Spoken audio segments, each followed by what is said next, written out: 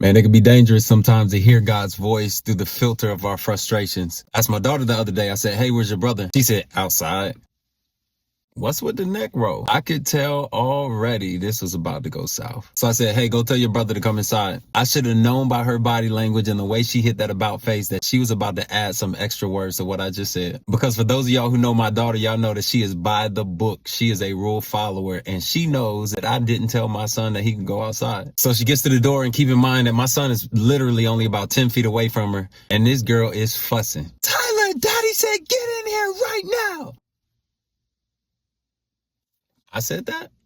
Like that? Here's the good part. She actually got results. My son came inside. But here's the dangerous part. Even though she got results, she compromised our relationship. So now when I give her an instruction, I got to worry about if she's going to say what she felt or say what I said. But now it also compromises the relationship between me and my son because now he hears my voice through the filter of her frustration. And this is the context that we find Moses in the book of Numbers, where he's fed up, he's frustrated with the people, but now that God has given him a word, he's been empowered, and now he has the authority to say what he's already been feeling. And the reason that it rubs God the wrong way is because Moses puts more trust in his works than he does God's word. And this is why success sometimes is so dangerous, because we got to be careful not to confuse our obedience with abundance. The water still came from the rock, even though Moses was wrong. And I know God told Moses to strike the water split. He told him to strike the rock 40 years before, and the water came from the rock. So you could say, well, maybe he was just assuming that this is what God wanted him to do. Side note, yesterday's word ain't today's word. That just because it worked does not mean you were right, because we cannot depend on our works more than we depend on God's word.